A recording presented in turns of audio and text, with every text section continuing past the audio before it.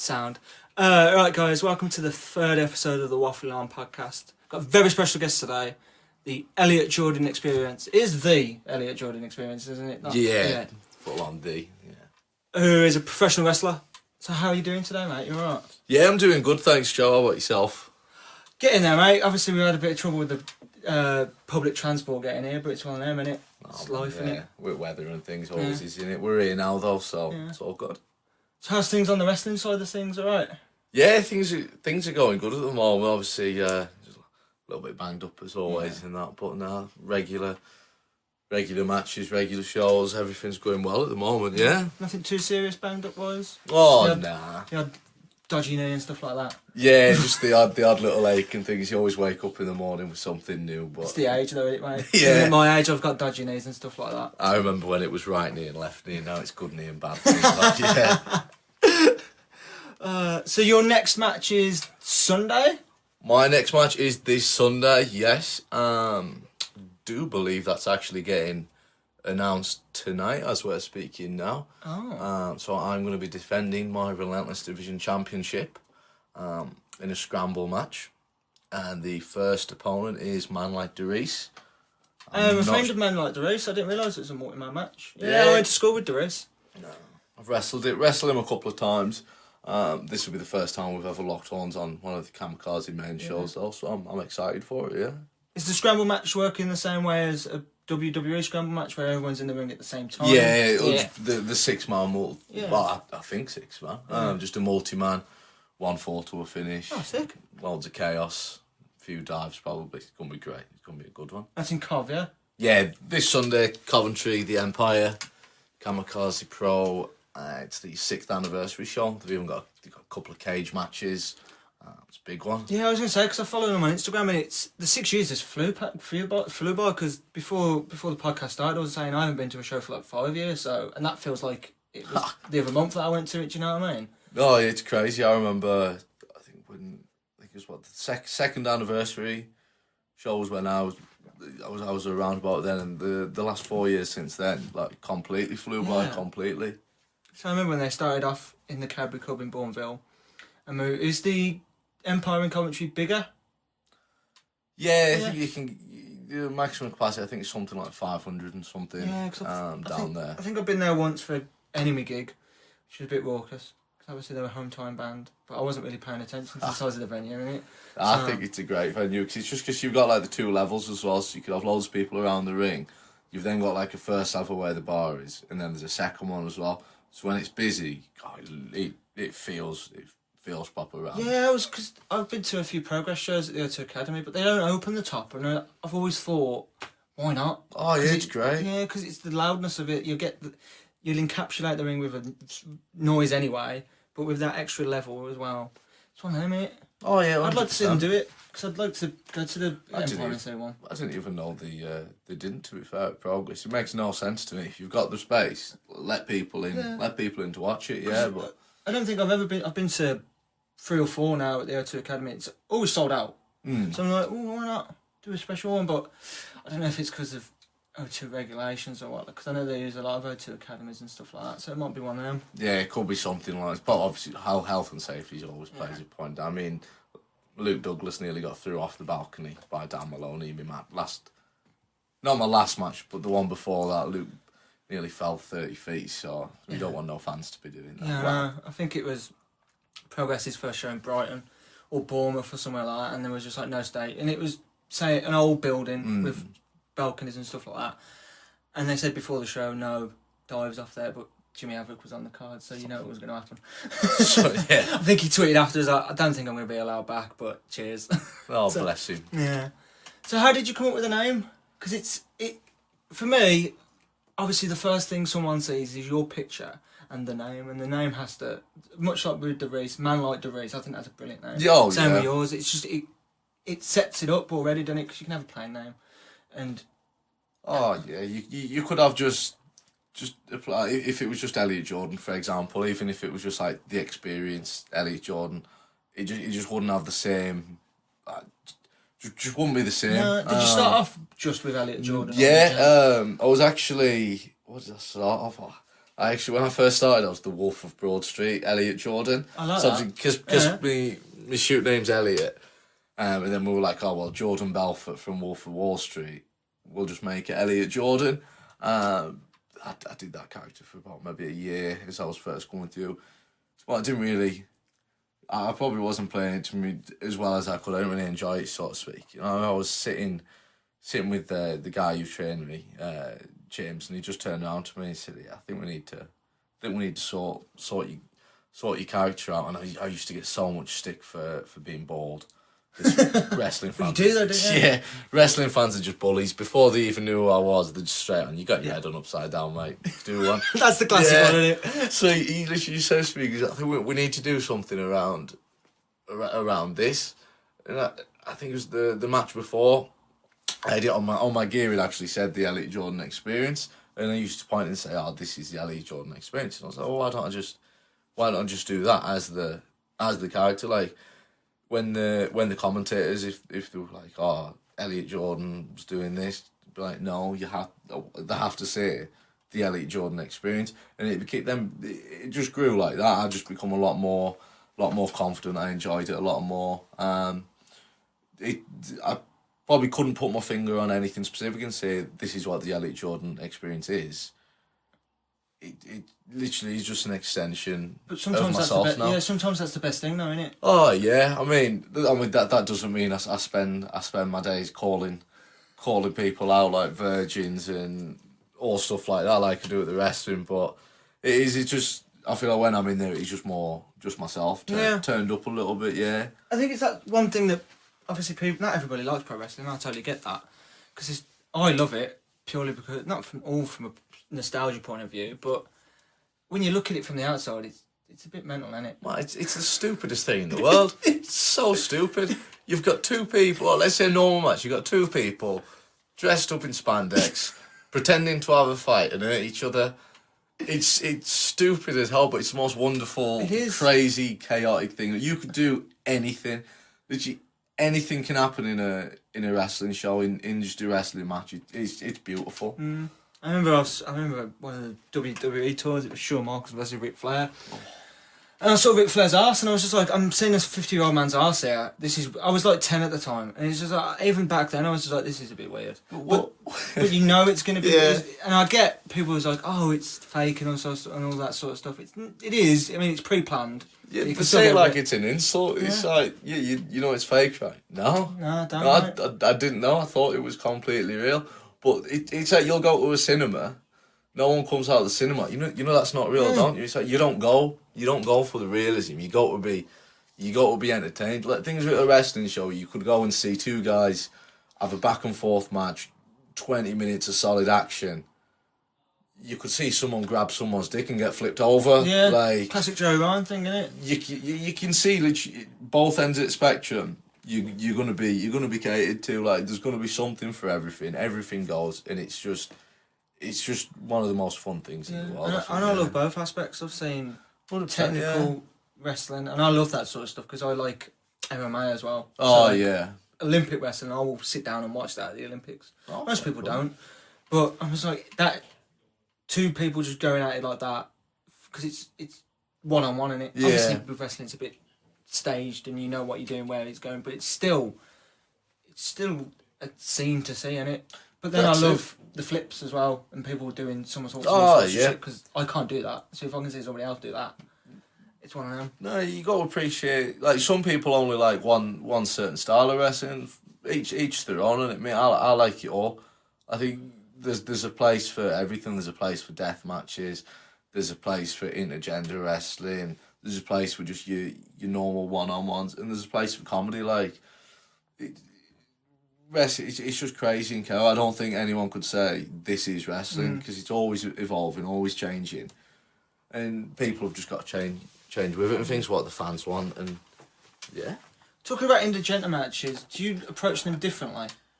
I know I'm not trying to sound sexist or anything like that, but obviously it's a different. Oh no! 100%. I mean, I suppose if you just approach every match maybe differently if you approach intergender matches because you are facing a different person every time. Sometimes, aren't you? Oh yeah, 100%. I think maybe a couple of years ago, I think you definitely have to go in with a different look, but now, I think you're going in just to, you're not looking at it as like, oh, I've got a match with a girl. Yeah.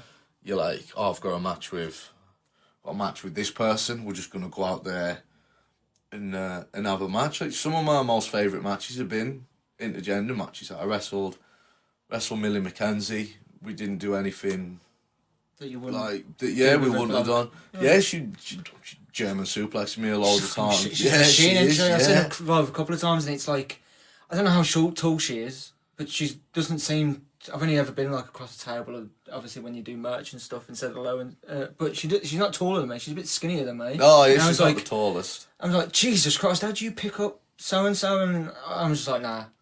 I respect it. I respect anybody that can do it. Though, yeah. Do you know what I mean? That's it. Like, she threw me around ring like a rag doll. But then I've wrestled Chantal Jordan as well, and I mean, I'm sorry, anyone who says in gender matches, oh, a man can't fight a girl can't fight a man. Chantal Jordan is a 15-year-old kickboxing black belt.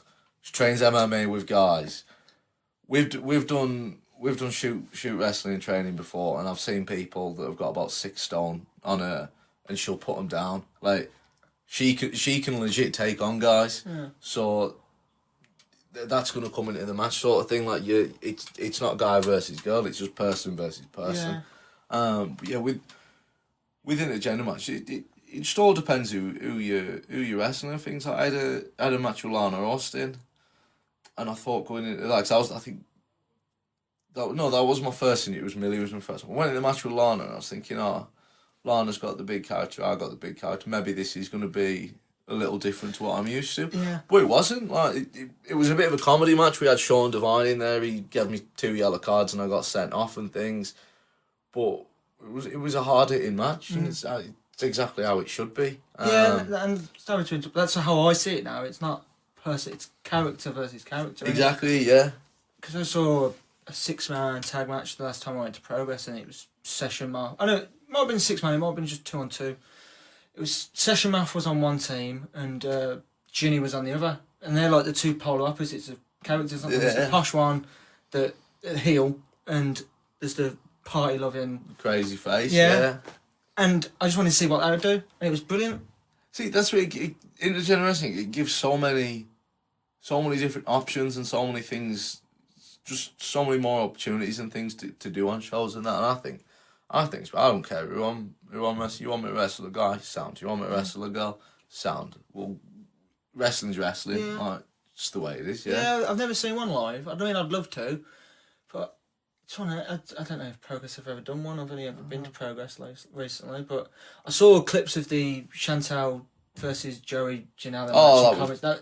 My mate showed me that. It was not a non-wrestling. That's when I love it when my non-wrestling mates show me something. And I was like, oh yeah, I can tell you who those two are and where they were when it was. I can't remember. Was that a Friday? Friday night. Not last Friday one, but that was mental. That was. Yeah. So I remember Were you on the card? Yeah, I wrestled Kay Jutler.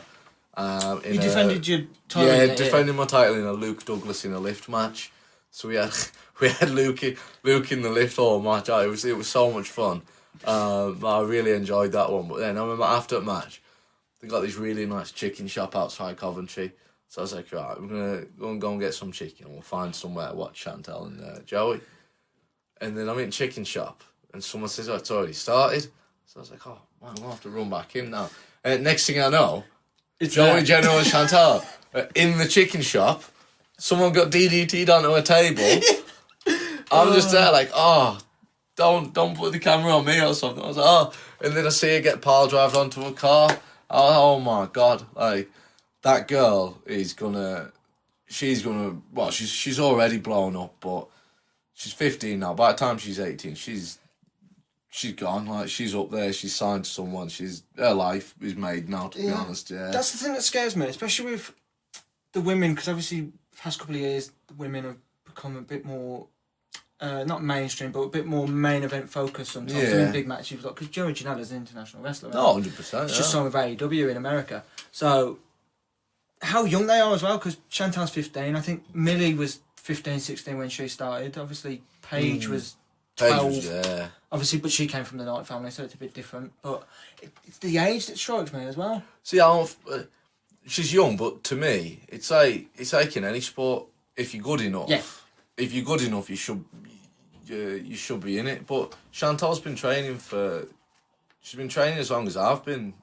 I think I was one of the first people in dojo, and she was only a few weeks after me, maybe her and Brandon, just because of how young they were. I mean, it's like a little brother, Brandon. I do believe he's maybe about 13. Could be wrong, maybe about 13 at the moment. 5 years' time, he's going to be wrestling about 8-9 years.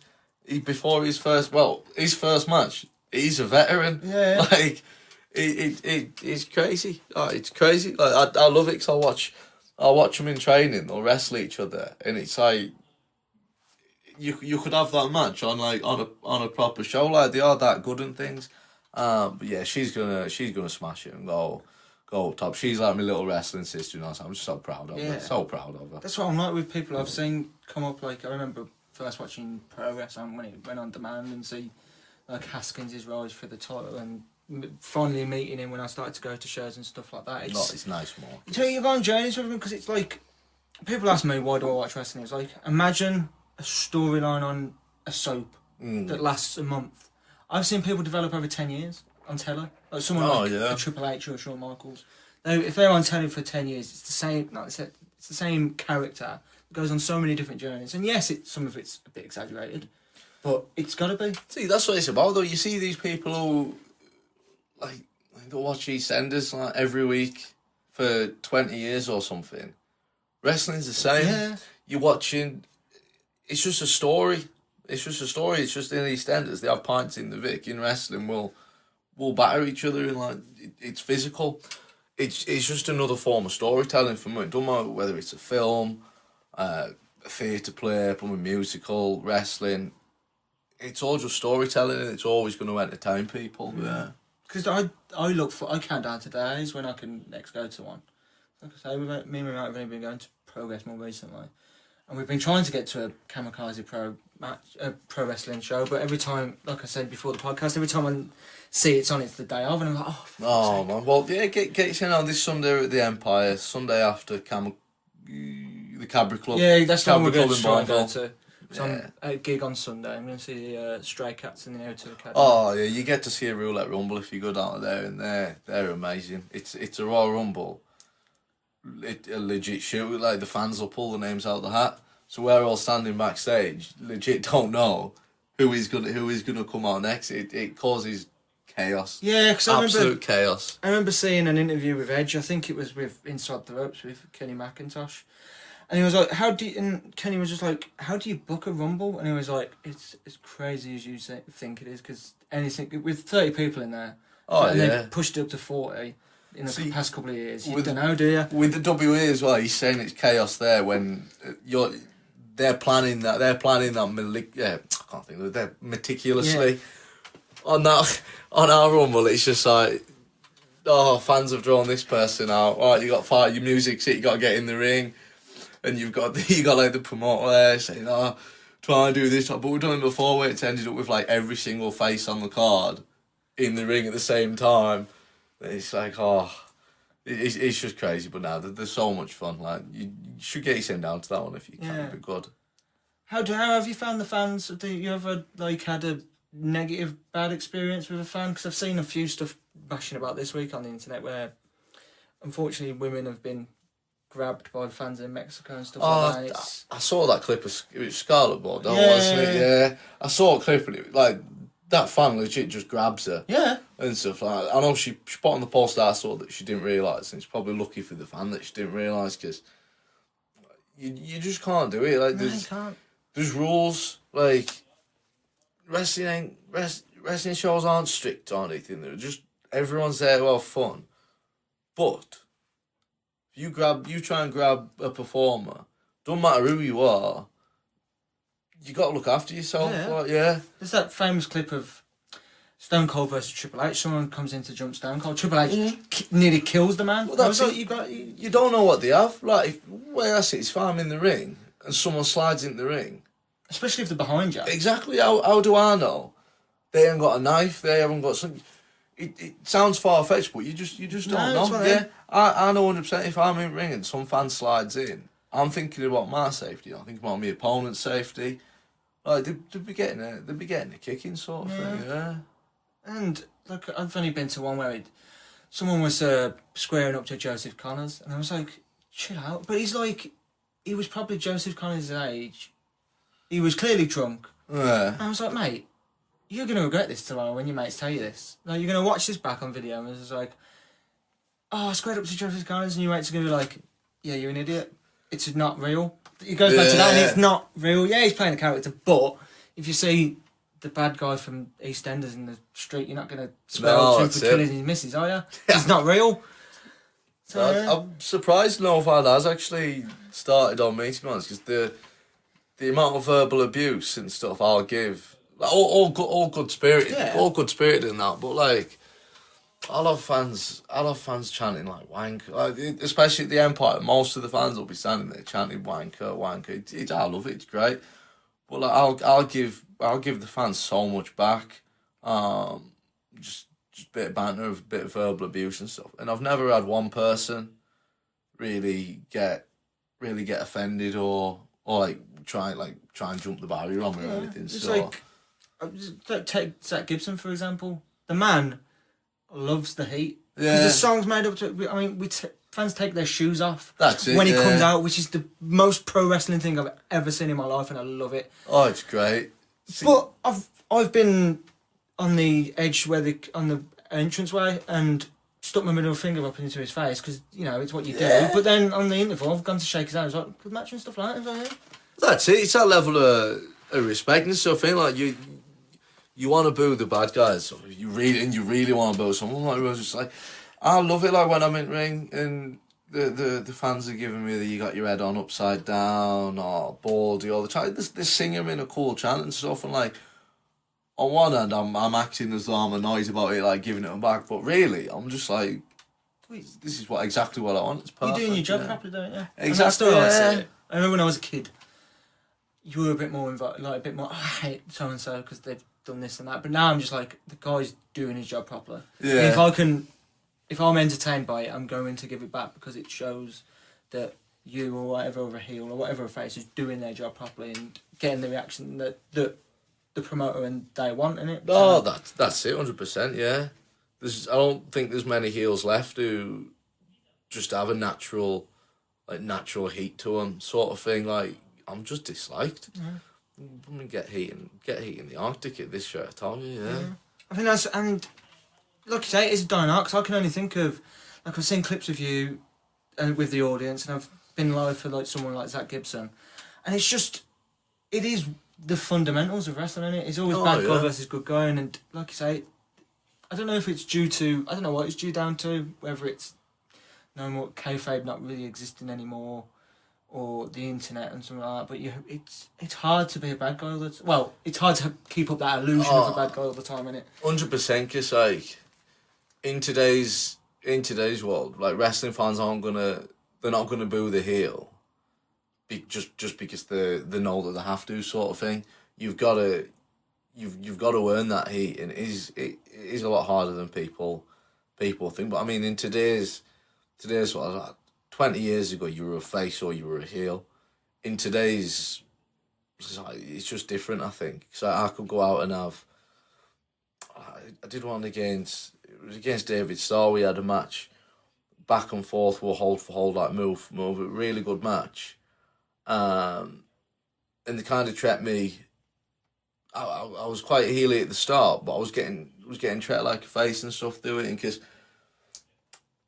it's weird. It's a stage I'm happy to be, because like the Kamikaze Pro fans especially, they love to boo me, they love they hate me, but they love to see me there. They'd rather see me there than not see me there. So that's exactly what I want. Anyway, and I think it's a lot better to be a heel these days. I mean, everyone always says, heels can't do cool moves, can't do this, can't do that. They can. Like, I love doing something cool, because then the crowd are like, like, this guy's a massive dick, but he's backing it up, sort of thing, in the ring, sort of thing. So I love it, mate. Yeah, yeah. I've always found it more entertaining. If I ever did it, I would always think it'd be more entertaining. I think you like you say, you might not be able to do as cool a moves as the faces, but get to, especially at a live show, you get to say what the fuck you want, don't you? Exactly, you know what I mean? man, exactly. You can give it back, but if a face did that, it goes against the whole character, doesn't it? Oh no, yeah, like that's the way I see it is, from as soon as I get out the curtain to as soon as I got to come back through, I'm gonna try and entertain the fans, and like whether that's in the ring, like with moves and wrestling, or whether that's me interactions with the crowd, that gets people involved in things. And there's one group who come with Kamikaze, and every time at the end of the show, they always come up to me in the afternoon, and they're like, "Oh, we thought we got you today. We thought we got you." They never will. Yeah. Like, I'll always get them, but it's just that thing, like the come to the show, 'cause they wanna see you, they wanna throw some abuse at me just to see what I'm gonna throw back at them and stuff. So it means I don't have to do as much in the ring as well. So yeah. Do you have like a set of hardcore fans that you have, like that actually cheer for you even though you're a heel? That's the thing. I love the crowd who they'll give me credit, they'll applaud me and things like, they enjoy me, but they are the ones who are the loudest giving me the abuse as well. Like, they will support me, they'll clap into, I think they want me to win things, but that's the whole appeal to their character is just how much of a dick I am, whether they enjoy it or find it funny or something. Yeah, because I think some of my favourite matches have been where there's been a team or a person that literally has 50% of the crowd on them. Like 50% of the crowd are cheering him, and 50% are booing him, even though he's a heel. It's mostly happened when like Brummies have wrestled. I've seen Brummies wrestle in Birmingham because like, wait a minute, I know this guy's a heel and I know he's a dick, but he's from my city, so I've got to cheer him. It's like that ingrained in you, innit? No, that's it. Yeah, but it's like when I look at, well, I'm trying to think of some good examples. Someone like CM Punk, for example, like when he's doing his heel stuff, it's like, God, I really don't like this guy. But then on the other hand, I'm thinking, God, this guy's so cool, and like that's what I like to think I'm at, kind of thing. Like, you're a cool character in that, and people like you, but then at the same time, God, you're just a dick as well. I can't remember the last time I had a match where I didn't kick someone in the balls and stuff like that, and like call some 9-year-old kid a virgin or something like that. Great, man. That's great. I think I like the way kids are like, because some are done in like nightclubs where so it's over 18 has to be on the door, doesn't it? But, well, the ones in Coventry. Oh yeah, because the Empire's technically a nightclub. Well, it's a gig venue, isn't it? Yeah, it's they're not actually over 18 shows. They're just like adult orientated. So they're just kind of like there's a few kids in that who come, but it's mainly a lot of the other places I wrestle for. They're more family shows, so you'll see a lot of kids in things at them, but I love it because you'll have some kid shouting like baldy at me or something. But sometimes the most childish chants are the funniest. Oh yeah, but I always have my go-to when I'm on one of these family shows. The first little kid that gives me some abuse, I'll turn around to him and I'll just call him a virgin. Then we go to the mum and dad. It's like, Mum, Dad was a virgin. Yeah, because you guarantee the kid don't get it. Yeah. He don't know what you're on about. Well, it's not some kids in Birmingham these days. Yeah, I know. But like, the kid really won't have a clue. But then other people in the crowd, they'll enjoy it. They'll be entertained by it. You'll be getting the heat and everything. Everyone will be having a good time. So yeah, I'd whether I'm wrestling against in full over 18 crowd or I'm wrestling against a load of kids, really, it doesn't bother me either way, because I can still have as much fun and good time. You know? Yeah, that's good then, because I can imagine. Obviously, they are very different. Cause, because the past couple I've been to on the Sunday, so I've not really drank there. But I imagine, especially with fans, if they've had a few beers, they get a bit more get that liquid confidence. I can imagine the crowd's a bit different, but as long as you play it the same, it's more credit to you at the end of the day, yeah, and you could do things in front of an adult crowd you probably couldn't do in front of a child, like family crowd as well. So there's all little things like that, but I'd wrestle in front of anyone. Yeah, anyone at all. I think that goes the same with anything, can it? If you're a footballer, you play football in front of anybody. Yeah, don't worry, man. I love all different aspects of wrestling. Like, you want me to go and have a really hokey camp match, I'll go and do that. You want me to go and have a proper strong style match, I'll do that. Like, hardcore, it just is what it is. Wrestling's amazing. Yeah.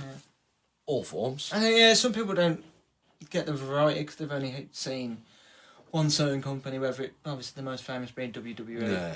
They've seen that on the telly when they were a kid, and it's different. Like, there's big organisations around the world that do it completely different to WWE. Yeah. And, like, look at the Japanese style, it's more heavy-handed and stuff like that. No, 100%. So I've got my housemate at the moment before he met me, didn't used to like wrestling. Not dislike it, just didn't watch it. So we've started watching stuff, and at first we were just watching like your NXTs, and I'd put like the pay-per-views on. But then, like, when we've watched other things, like we've watched AEW, he's seen all me Kamikaze stuff. Even to him, he's like, these are completely different. And it's like if people say, "Oh, you're a wrestler," I think the only thing they've got in their head is WWE from when they were kids. It's just completely different. Like, there's so many different aspects of wrestling and things. It's like we say wrestling's like a story, like EastEnders. There's Coronation Street, there's Emmerdale, there's Hollyoaks. You've got so much choice for everything, and I think that's the beauty of it. 'Cause if you don't like one place, wow, there's about 50 other places. There's a bit more that you can go and enjoy yourself. Yeah, that's what I do, because I'm working my way through the late 90s up until it ended WCW pay-per-views, and it's strenuous. I think I got out of it. I've started at Bash at the Beach 86, obviously when Hogan turned heel. I got to Sold Out, which was the first pay-per-view of 87, and I'm already bored. I was just like, oh, how did WCW survive for so long? So I'm excited for it, 'cause you get to watch, let me see if I get this right, Halloween Havoc, I do believe 97. Is it Norman Smiley versus Terry Funk, and Norman Smiley's got he's got Ralphus with him, and it's like four. I don't know what the match type is. It's like Falls Count Anywhere, like hardcore and stuff. But I just think it's absolutely amazing, because it's like at one stage, like, Ralphus is obviously backing up Norman Smiley, and there's one stage where Terry Funk's just battering Norman Smiley. And Ralphus is just standing there, and it's literally to the point where Terry Funk even just looks at him and goes, "Are you going to do anything?" Yeah. And he just starts battling. He's like, "What, Halloween Havoc night? So you go and watch that match. Thank me later." Like, professional wrestling peaked in 97 with that match. It was amazing. Well, I'm enjoying, like, the undercard stuff, like the cruiserweight matches, man, especially like late 90s WCW were fantastic. I'm a big Dean Malenko fan. Their cruiserweight division back then, the cruiserweight and the tag division like they had was amazing. If they'd really focused on that as opposed to the Roddy Piper versus Hulk Hogan 5. Yeah, they were just doing repeats at WWE events from 10 years before, when they had like this amazing division that they really could have made a show with. Really could have done. It's a shame that they didn't. Yeah, because I've seen Dean Malenko versus like Psychosis, Rey Mysterio versus like Psychosis, and they're not necessarily all for the cruiserweight title. There's 2 or 3 on each card, and it's just so different from the main event stuff. And I understand I think if I was there, because I was born 94, so I was only 2 when 96 when it happened, so I wasn't really into it. Wouldn't appreciate it. No, I mean, I probably didn't understand what a TV was, let alone wrestling. So, like, if I was in it, I'd be like, oh, this is cool, because obviously I might have grown up with Hogan and... But I look back at it now, I'm just like, how bad was WWE for WCW to beat it? But then again, I'm only watching the pay-per-views and not the weekly shows, isn't it? So I might be missing a bit, but I've set myself this challenge and I'm going to do it. It's not that bad yet, because obviously I've got to see David Arquette defend the title at some point. I know he wins it on a Nitro, but he still defends it at some point. And I was like, oh, this is going to be fantastic. David Arquette, you know, quite. But you're looking forward to that one. Yeah, my mate's just like, this is coming up. Yeah, but I've got like 4 years yet, mate. So I'm still in 97. So. You get the finger poke of doom as well. Yeah, and it's just like, what is going on? And I can understand how it died in the end. I thought it was very fast, but from what I was saying, it's not. Because like the whole Sold Out, which was the first NWO pay-per-view, it just looked terrible. There was no...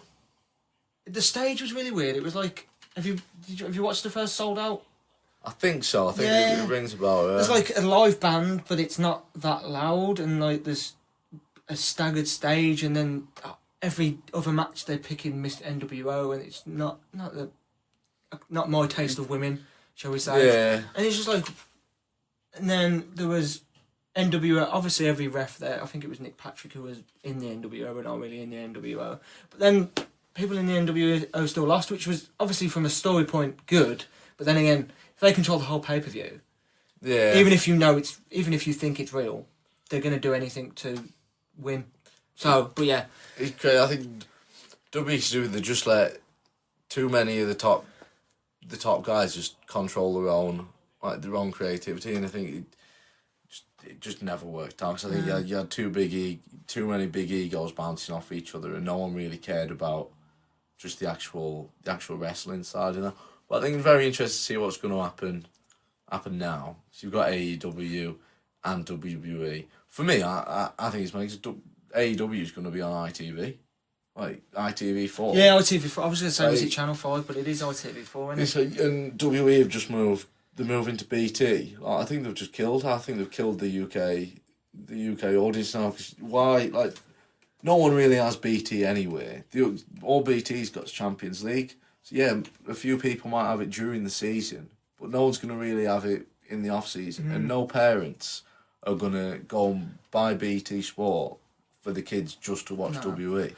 So when there's an alternative, which is probably going to be a better alternative as well, on terrestrial TV, they're going to absolutely smash it. Yeah, because I remember my dad telling me back in the day WWE was on like Channel 4, Channel 5. Yeah, it was on like Sundays and stuff. Yeah, I was like, that's a brilliant move, because I think Cody Rhodes mentioned it with AEW.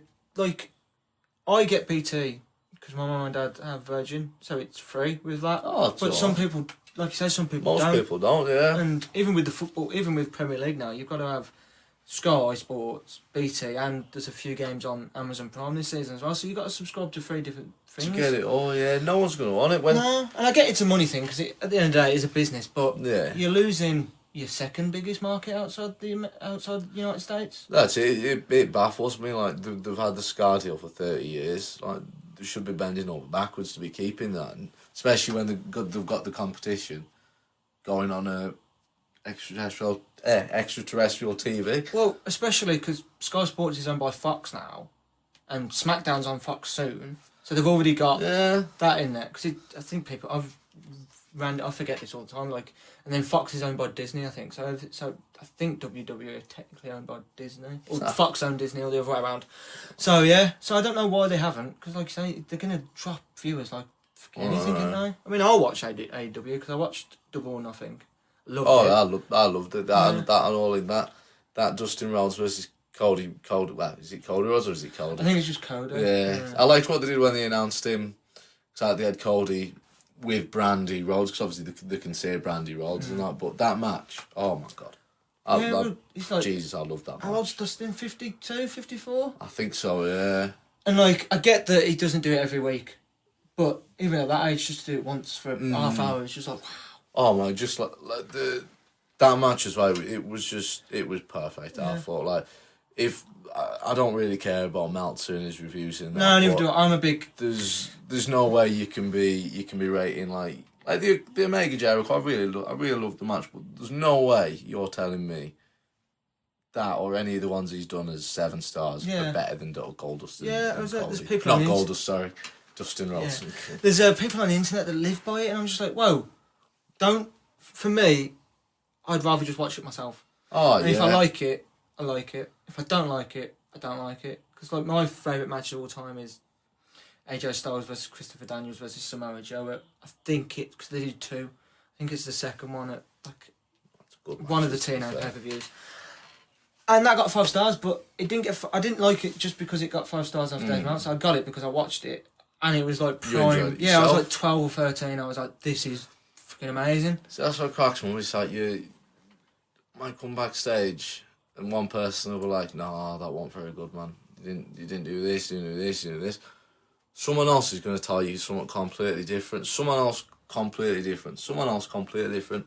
The way I just is, if the people who bought a ticket to the show, if they enjoyed what you did in there, then that's all that matters. Yeah, That's all that matters. These star ratings and everything. Oh, I love it how there's like a load of fans will do it on Twitter now. They'll give their own star ratings and stuff, and I'm like, I'm sorry, how many times have you been in the ring? How many training sessions you have? Like, let the wrestlers wrestle. Let the fans be fans. Everyone just enjoy it, yeah? Yeah, that's what I'm like, because obviously if someone botches something, they haven't botched it intentionally.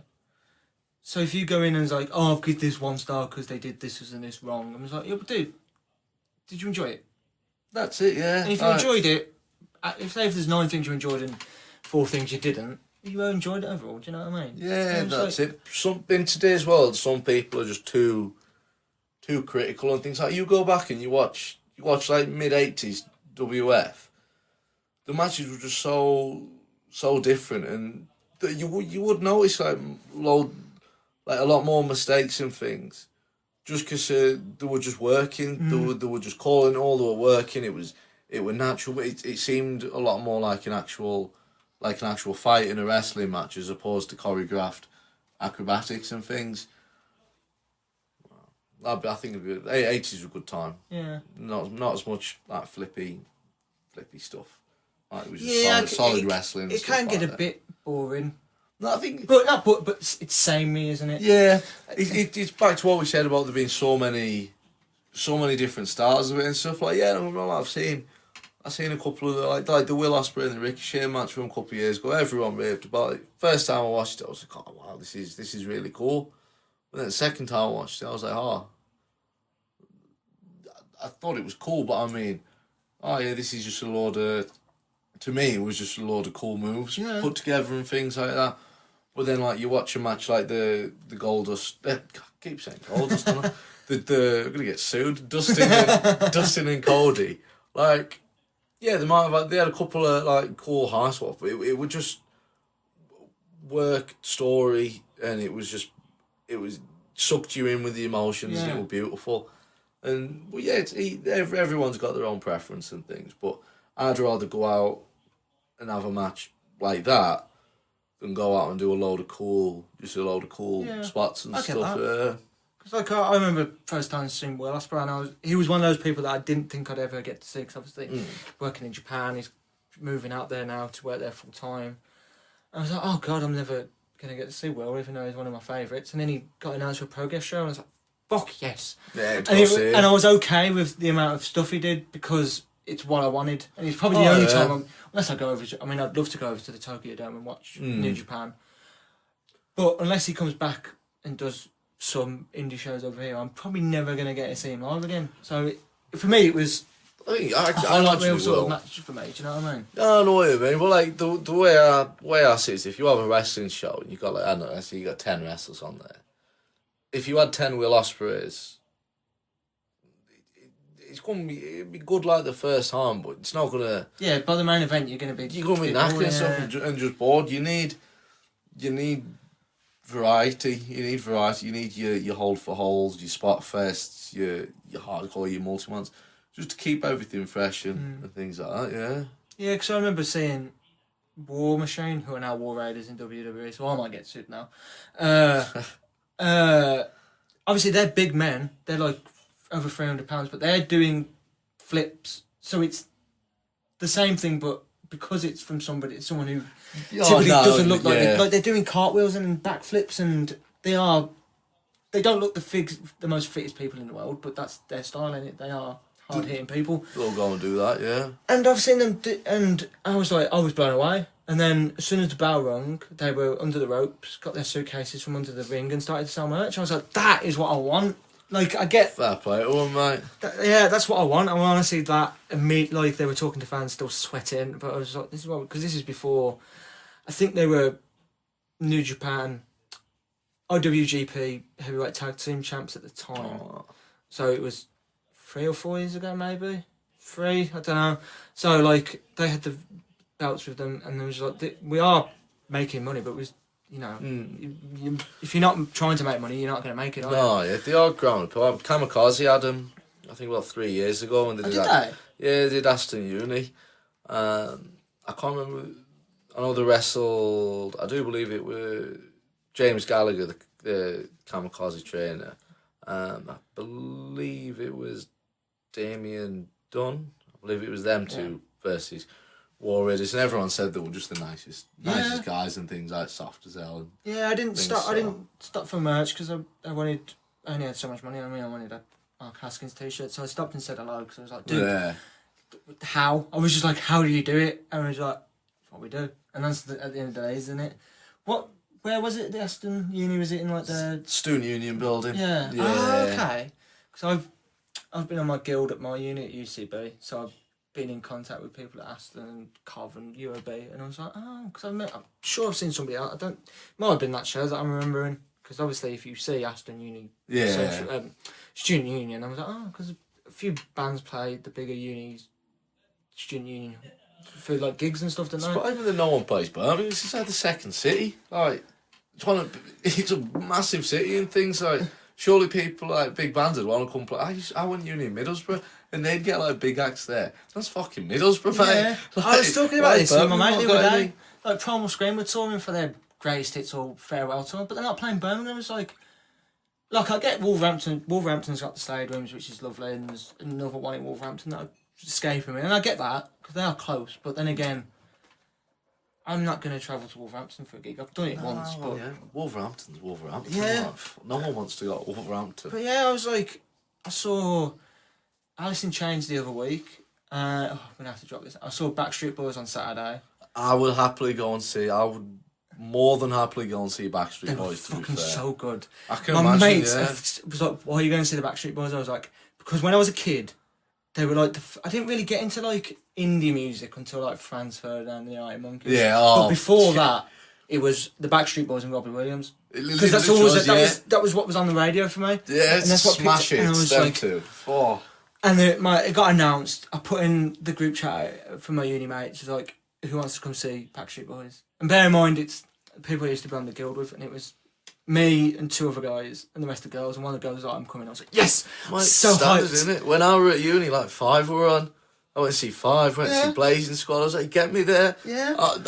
That's the music from when you were like 10-year-old parties and stuff when you were a kid. Yeah, man. That's what I want. Yeah, it was like if at 25, if it was like when I was 16, 17, I probably wouldn't have done, just because I wouldn't want the flack.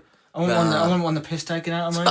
You know, but now I'm just like, I bought a t-shirt and I'll rock that t-shirt because I don't care. You know, I'm 25. I'm comfortable with my personality and everything now. Not out to impress people. Wow, so, happily.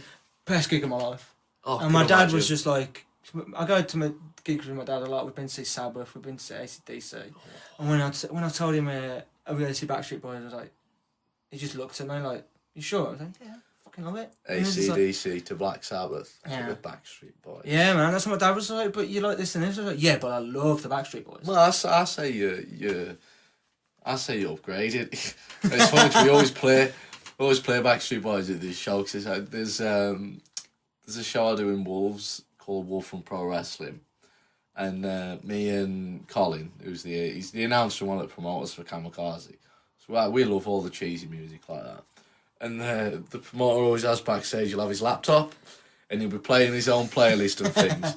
And for the last couple of shows, like he's got to the point now where he's changed his passwords, he's got it all locked and stuff, but we will always get on. So we'll put, our go-to song is always I Want It That Way.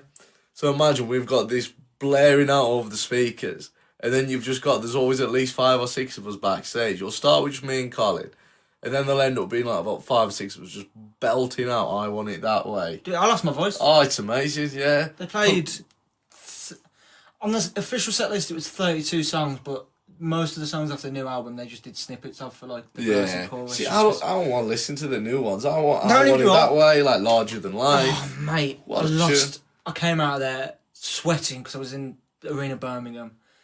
There was women. The women were loud. The women in the audience were louder than the band. Oh yeah, standard. And I was just like, this has been an experience. And there was a woman. There was a woman there on her 60th birthday, right down the front. What I was a party. dude. And I was sitting on the floor because they didn't have standing. because I think for some pop gigs they do seats on the floor, but everybody around me was standing or gigging. It was just, I think it's the same with wrestling when it comes to music. If you're there to see someone you like, it's just euphoric. Not euphoric. I don't want to boost up to that. I completely understand. Less spiritual word, but it's like when I think a few months ago I had some people come watch me wrestle from my work. They're not really into wrestling things, and I just said to them, I was like, look, just when you turn up, don't have any inhibitions. Any preconceptions, all stuff like that. Just sit. Just enjoy it. Just if you for yourself get into it, just get into it. Just open yourself up and have a laugh. And they all come out like they had a really good time and they loved it. But then it's if you say to them, right, watch that exact same show. We're gonna watch it in your bedroom on your on your computer or TV or something. It is a completely different experience. So you go and see it live. You'll be hooked. It's one of the best live entertainments. Yeah, because I've got the network, so I will watch stuff in my bedroom. If I've got, I usually have it on in the background while I'm doing work or something like that. And then if there's I'll check the card out before, because especially if it's like a late 90s or 2001s before I can remember, I'll check what's on and see if there's an Eddie Guerrero match, for example. I'll watch that intently. And if there's a match that I know has a reputation of being quite funny, I'll watch that. But most of the time it's just on in the background, and then I'll flip back and forth, and it's just one of them. But I can understand, going back to at the start, I can understand why people just can't do that. It's, unless you're there, it's like watching a concert back in it. No, it is, it's like WrestleMania is a good example. Like, even hardcore wrestling fans, you're sitting there watching something for like 5-6 hours. Like, nah, it just ain't happening. Yeah, I mean, I've watched it in the pub a few times, which is good. Yeah, that's you drinking and stuff. You're in there, you'd get into it. But when you're just watching in your house or something, just a couple of you, like, nah. But you just get. I love wrestling. I think it's best to see them all, but I get bored watching like too much of it. Yeah, I get that, because I've watched the past 2 or 3 at my house, and it's like, I remember when the Hardy Boys came back 3 years ago. Yeah. Like, I went mental when I ending. I was like, wait a minute, I was just gone mental in my own bedroom. Yeah, I really popped. If I was in the pub, anything would have happened. But I think last time I went to the pub was WrestleMania 30. That's the only one, because I remember Undertaker losing in the pub. I've never heard a pub go so quiet. What an amazing one! See, I was having this conversation with my housemate the other day. Like every single person like in the world knows that wrestling is not real, but when the Undertaker's gong drops, dude, even people that don't watch it anymore, they still know those. There's still certain names that people know, isn't there? Like when you hear that gong drops, you know shit is going down. You know that you'll see the smoke. The Undertaker's there. Like it's. The guy's like a 60-year-old Undertaker, and he's saying that he comes out and sets fire and like makes people come back from dead. Like, it's the most far-fetched thing in the world. But it's the fucking Undertaker. I know, man. Like, I tell you, if I'd like imagine if you're in the ring at WrestleMania, you've had your big entrance, boom, bang, that gong drops. I would be shitting myself. I'd be shitting myself. Yeah, even though we know what's going to happen, it's still. It's especially the Undertaker, especially he's been doing it for something like nearly 30 years. It's the mystique of it, isn't that? Yeah, and even with people that don't watch it anymore, they still know that name and they still remember what they were like when they first saw it. That's why it's special. Like, when you have a character like the Undertaker, he transcends like your whole belief onto it, and you really have to. You just suspend. Even me, like for not the Goldberg match, but most of Undertaker's matches. I refuse to watch that. I'll tell you what, I will say, I respect Goldberg for carrying on. I really respect him for carrying on and finishing that match. But yeah, when you watch an Undertaker match, like, you just forget. You forget everything for 10 minutes. For them, that 10 minutes, like, this guy's legit to me, and that's the beauty of pro wrestling for me. To be honest, the beauty of it. That's why I love going to watch it. Like, even WrestleMania in the pub, even though we're watching it on a screen, everyone's there, everyone's got a shirt on. I can understand, because I used to, especially like music, if someone liked One Direction when they first came out, I weren't their biggest fan. So I was regularly taking the piss out of people, but now I'm just like, it makes you happy. Yeah. It's like my mum watches Love Island, my sister watches Love Island, and they just zone out on it. Yeah. I watch Neighbours to zone out, do you know what I mean? Well, that's each to their own, innit? Like, if something makes you happy, then who's anyone to tell you anything?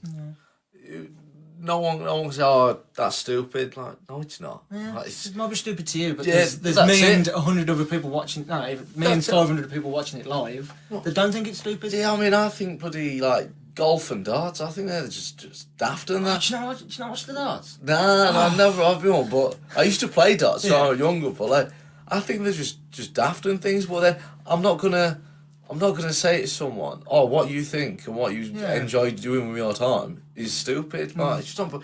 Well, everyone should go to a live wrestling event, like not a WWE or a big one. I'm talking like a proper wrestling event, like a Kamikaze, something like that. 'Cause you're just gonna enjoy yourself, like you really will, like, and you'll more than likely come back as well. Like, a lot of people will be surprised, I think. Going back to the darts, though, I totally agree. Because I watch the darts regularly.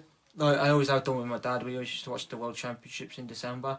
But I regularly go to him. It's like, don't you find it weird that there's so many, like, they filled out the NIA arena. Yeah, oh, they really do. Sold out to watch two men throw little pieces of metal at a chalkboard. And I'm like, I look at it and it's like, because I remember when it was in, like, a social club setting for the World Championship, like the Circus Tavern and places like that. And the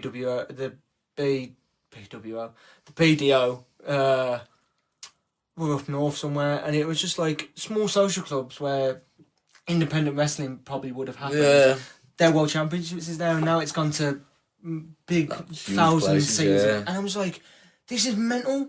And there's people halfway round the back watching. Obviously, if you go to watch a band, it's a bit different. And they are on big screens, but a band you can hear out there, you're there to hear them. It's as well the as seeing them. atmosphere, innit? Yeah. But the fact that they're to throw little pieces of metal at chalk, it astounds me, but I'll still watch it. That's with darts. I can see you going along to the darts. You know you're not going to see everything on Stoke.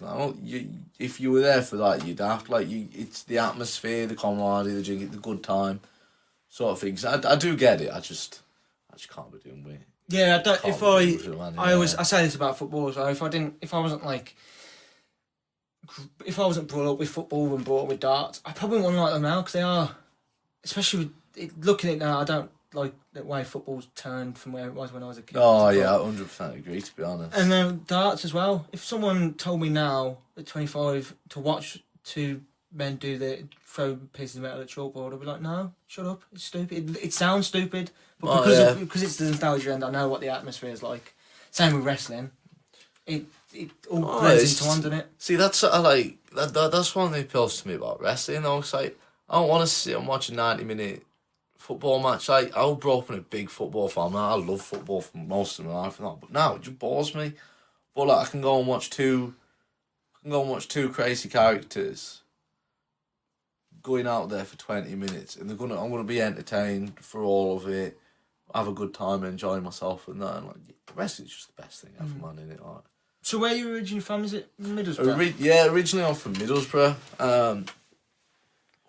All over really. I was born in Middlesbrough. We moved to Derby. Lived in Mallorca.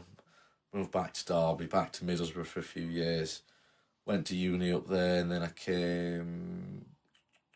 There was back in Derby, Sheffield, then Middlesbrough. Now I'm in Birmingham. Yeah. What made you settle here then? Was it just the wrestling scene, or mainly? Yes. Like, Middlesbrough didn't really have a scene, to be honest. I started training this one place. 'Cause I didn't actually watch wrestling until I was about, I think I was 20, 21. Oh yeah. Yeah, it was crazy once. So I watched it.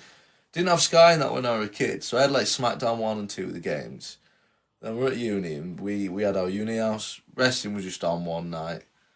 The lads they watched it when they were kids. So we kept on recording it on Sky Plus, got into it.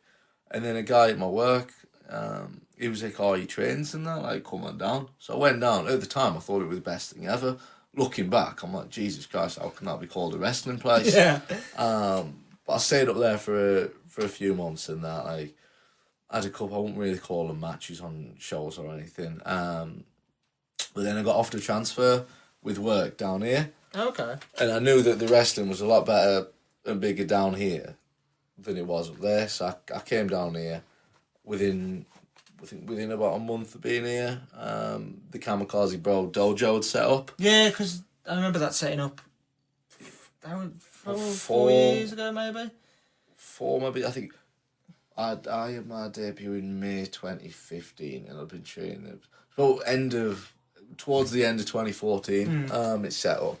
So I went along to there. I didn't think wrestling was going to be the biggest part of my life now as it actually is. I just wanted to do it as like a hobby, just a hobby.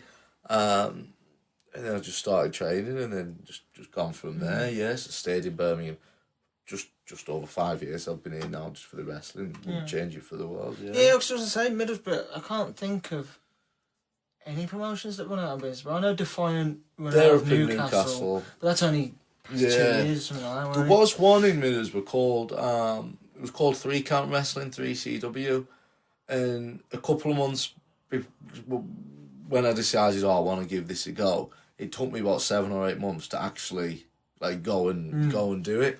But I know 3CW were around, and unfortunately they stopped running a few weeks before I actually went and started training.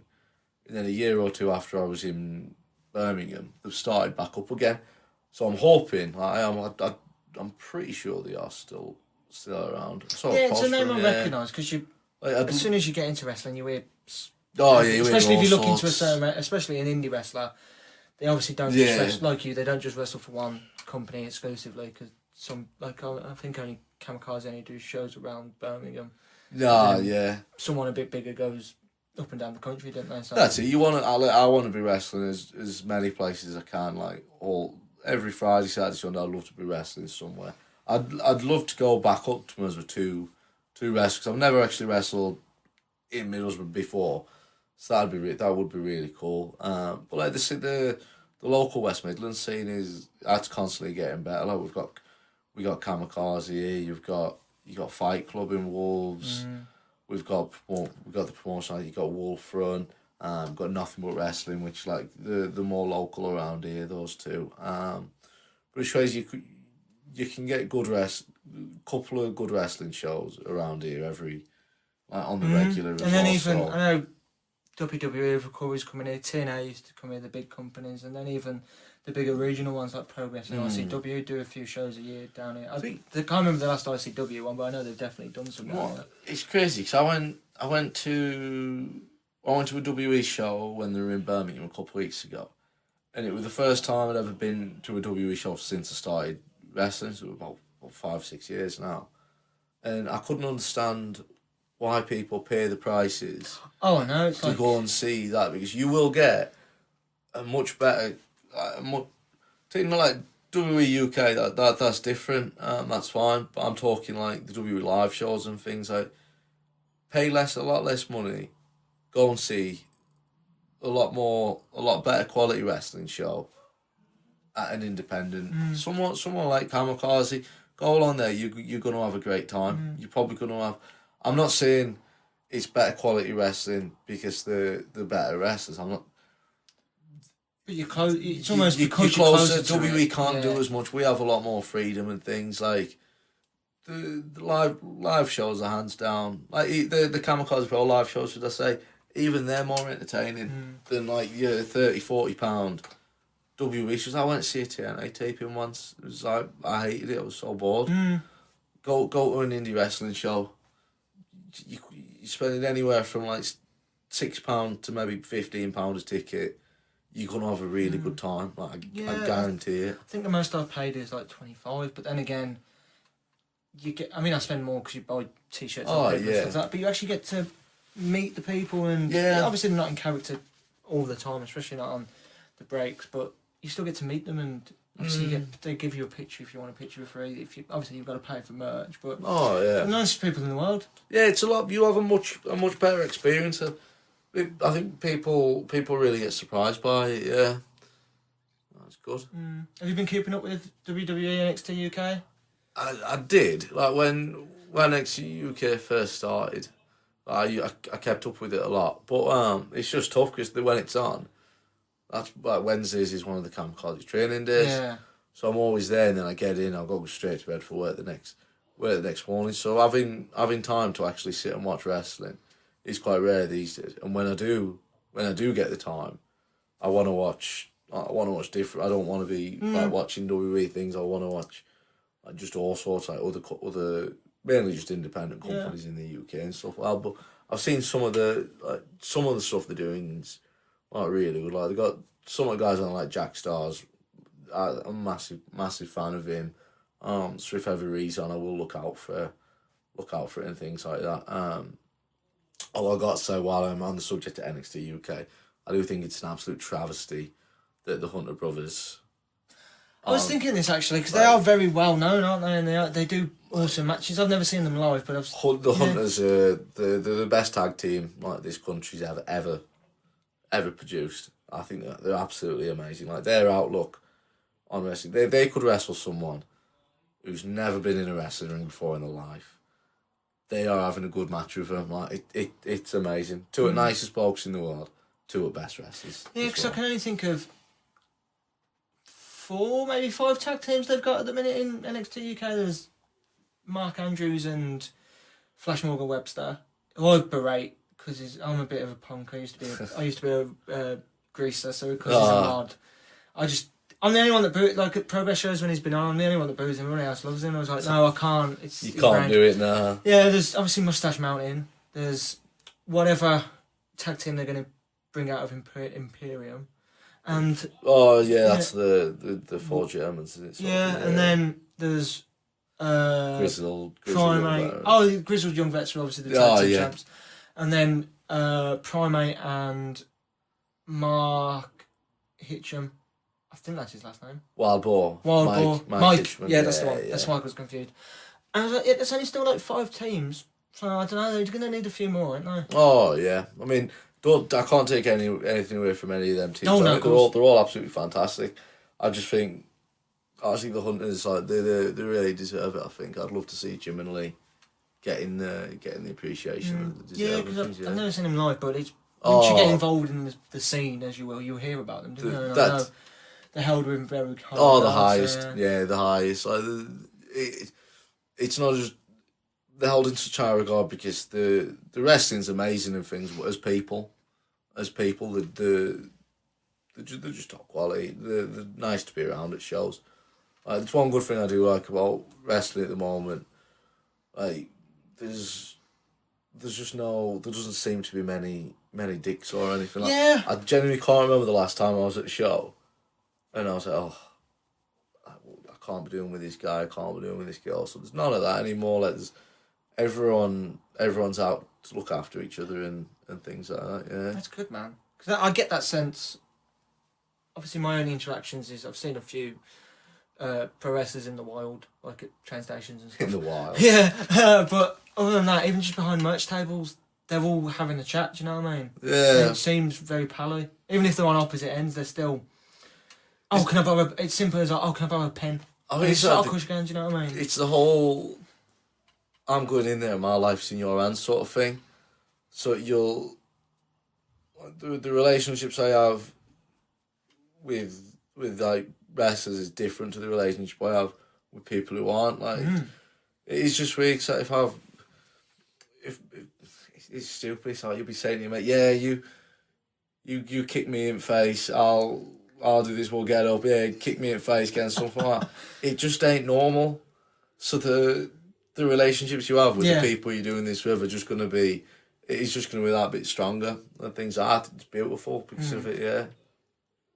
Good. I like that. Like I say, that's one thing that comes to me when I watch wrestling is like, because it's so, obviously taking the Undertaker and Goldberg match where Goldberg literally nearly broke his neck and it looked like it. You have to have that faith in each other. Oh, 100%, yeah. Like you've got to trust that guy to look after your body pretty much.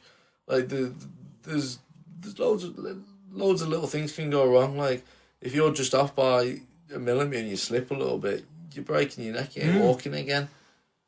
So even if you don't like the person, I've been in wrestling matches with people I really don't like on a personal, but you're in there, you respect them. Like, anyone who steps in a wrestling ring will get my respect for doing it. And same with me, because obviously I don't do it, so I understand. It blows me away some of the stuff to do, because I remember I remember the last Progress show I went to, El Fantasma was on the card. He was on and I'd never seen him live before.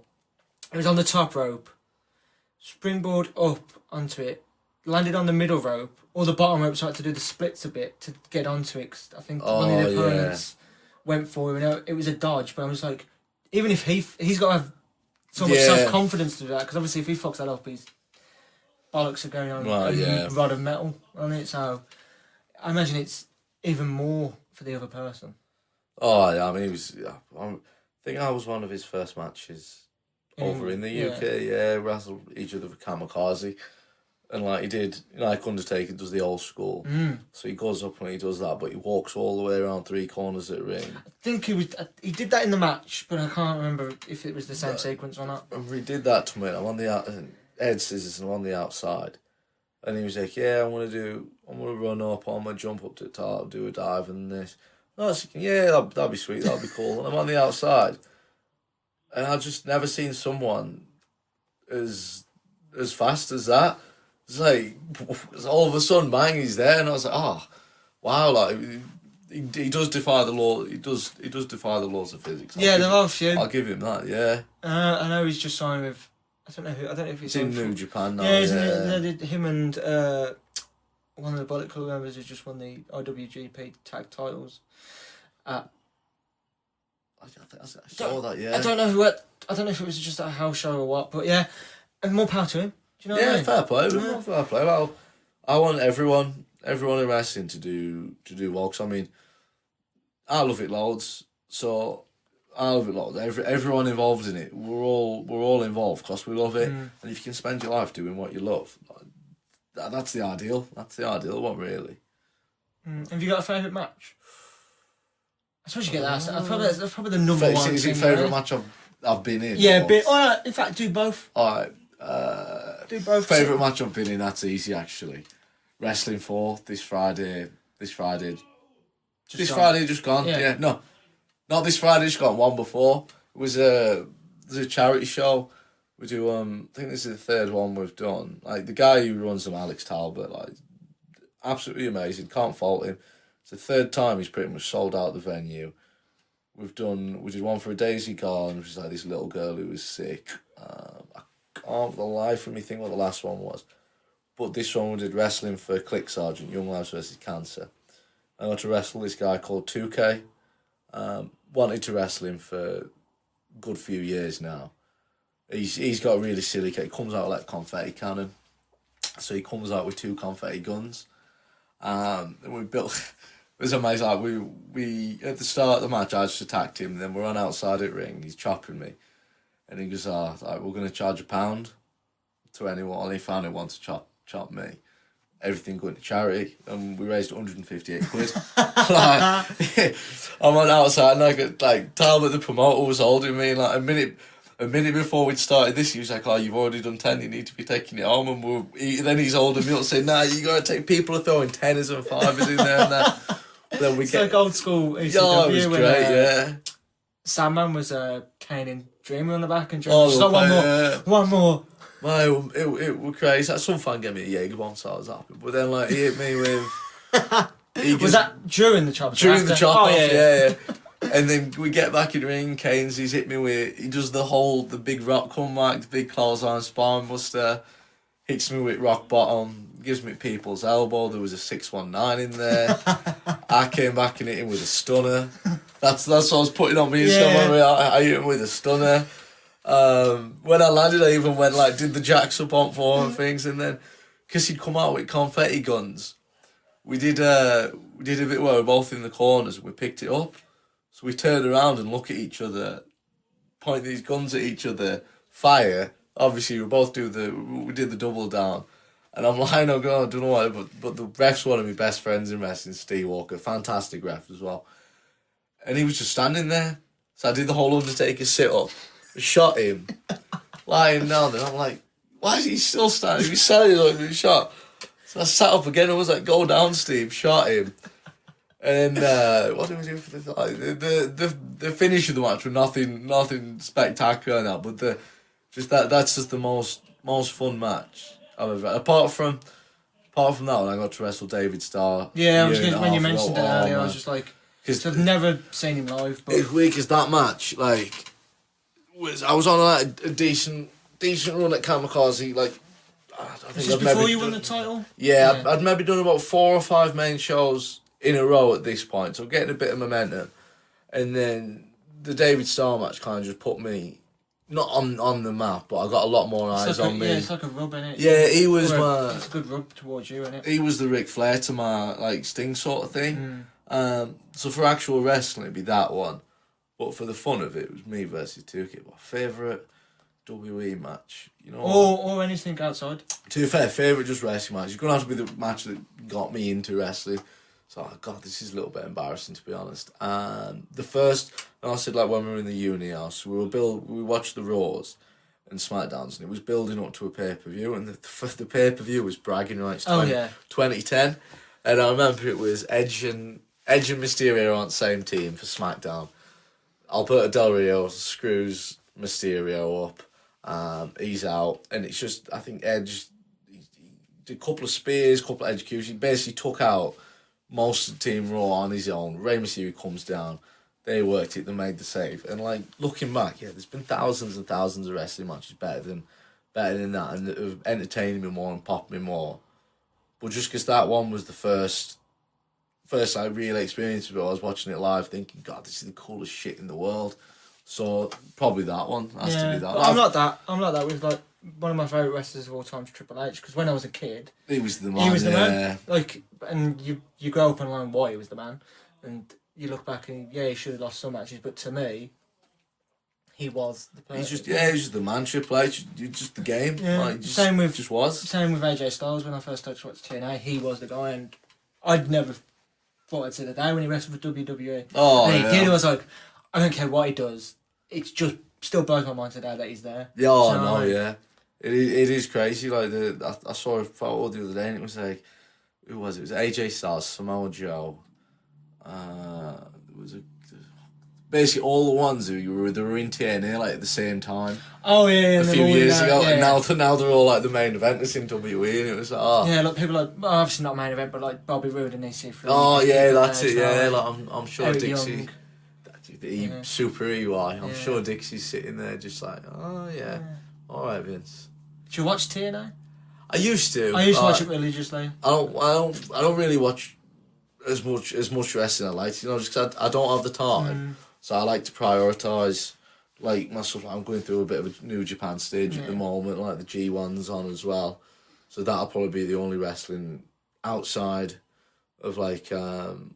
Outside of just like YouTubing and watching things on there, yeah. Yeah, I'm not that. The only pay-per-view I watched all the way through was Double or Nothing. Yeah. AEW. And the other ones, say with like a WWE one, I'll watch it over the next couple of days. You know yeah, sporadically in it, yeah. I can't sit there for 4 hours watching, even though I love it, I just can't. No. My brain is not wired to watch the same thing for 4 hours, you know what I mean? No, 100%. I'd rather go on YouTube and watch like 4 or 5 matches that are just... Cause I love it. You'll put one match on and then you'll get all the suggested links, and it's a match you've never heard of from years ago or something. You're like, yes, I'm definitely watching that, and you end up just watching a lot more you'll enjoy, like things.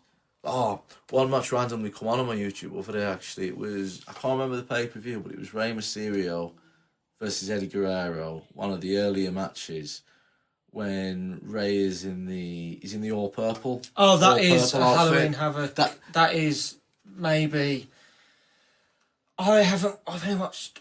I think I might have got the Ralphus one confused, because I said Halloween Havoc 97 for that, and I think it's actually Halloween Havoc. Because I was going to say 98. It could have been 98. It's definitely not. But it's not 96, because I've watched that one. It come on randomly on YouTube, and I watched it, and like something that amazes me. One of the best matches ever. It was all called in the ring. And it's like, fuck, Eddie Guerrero's the man, man. Yeah. It's amazing how you can automatically recall when that pay-per-view, that date. I'm like that with wrestling and MMA at the minute. I can just... Someone's like, oh, do you remember when so-and-so? Yeah, that was Halloween Havoc 86. Or I'm usually within a year, do you know You're what like the encyclopedia. I was like... And it shocks me because I'm not like that with everything, do you know what I mean? But I know my brain can do it, and I was like, yo, this is mental. I have just a compartment in my brain for wrestling pay-per-views. You're the Rain Man of combat Yeah, sports. I'm so... And I get it wrong now and again, but I blame it on that it's all in there, do you know what I mean? Yeah, it's good to have, good knowledge to have, yeah. The thing that I like to finish on is nothing to do with the person I have on. Yeah, man. It is, do you believe in ghosts? And if so, have you ever seen one? Because I think this is a brilliant ending. I've nicked it off another podcast, but I'll take it. You know, it's weird because I ain't religious. Neither am I, but I still. But yeah, like I don't believe in them, but I don't not believe them at the same time. Like, you tell me you're like you're walking down some dark alley or something. It's middle of the night. You're on your own. You hear a noise. Everyone's a bit like, what the fuck was that? Yeah, what? And you just like, it's like I'm not religious at all. I don't believe anything like that. But yeah, maybe there could be, like, you just don't know. It's like I like to think that, like, I've had family members that have died and things. I like to think that they are still, even though I don't believe they're in heaven or hell, I like to think they are still with you, sort of thing. So like, ghosts. So you've never seen one, or? I can't say I have, to be honest. Yeah, I mean, maybe I haven't noticed. They were that good. Yeah, they were that good at doing their job. Maybe the way, you just don't know. No. Like, yeah. No, I get that. I can't remember like any time I've really seen one, but like, the universe is so big. Like, how do we know? Like, no one can sit there and say yes or no. Like, I think it's open until I see something that like moves me definitely to one side. I'm just open on it. Yeah, I watch a lot of TV shows on it because it's one of those things that just fascinates me. Because like, you don't know. Yeah. Like, I've got over the alien things because it's some of the theories. Aliens are real, man. I do totally believe there's aliens out there, but some of the TV shows have been disproved with new archaeological studies and stuff like that. But I've seen stuff on the TV shows, and I get that obviously it's not live, so there is time for manipulate stuff, but still, it's weird how even if it is faked, if it's not faked, how on some of like the EVPs they get and stuff like that, it's so fucking mental. Oh, 100%. For me, I suspend my disbelief on it a bit because it's interesting. But the one thing I always call back to when people ask me, or when I ask people, is it's like in like physics at school, you're like taught that energy can't be created or destroyed. But we have electricity inside us, so where does that go? If someone told me that, I'd be like, okay, fair enough. But no, I don't really want to Google it in case. You know what I mean? That's a good point. Yeah, because where. Yeah, I'm gonna be thinking about it. Yeah, no, don't. Yeah. It's one of those things that it's one of those random things that pops into my head now and again. It's like, where the fuck does that? Because we know there's electricity in the brain. It goes through like our nerve endings and stuff like that. It's like, where the fuck does that go? You know what I mean? That's a good one. I'm not saying we manifest as ghosts, but I don't know if anybody. I wouldn't want to be a ghost. Well, the thing is, from the books I've read and the shows I've watched, is a ghost is normally there for a purpose. Like they've died in a horrific way, so the energy they've expelled when they've died is soaked into the wood or whatever in that room, and they can't move on even though they want to. But then again, I don't necessarily believe in an afterlife, so if they're moving on to somewhere, where the fuck they're going? I think, you know what it is, I don't believe in an afterlife and things, but I think I'm kind of jealous of these people who do. 'Cause to me, like, when I die, that's it. I'm dead. Yeah. But to next man, when he dies, shit, he thinks he's going to be going to heaven or something like that. I'd much rather be going into my final days thinking you're going somewhere. Thinking than nothing. No, that's the one thing I do admire about religious people, because I identify as a Buddhist, but there's no real... I suppose there is...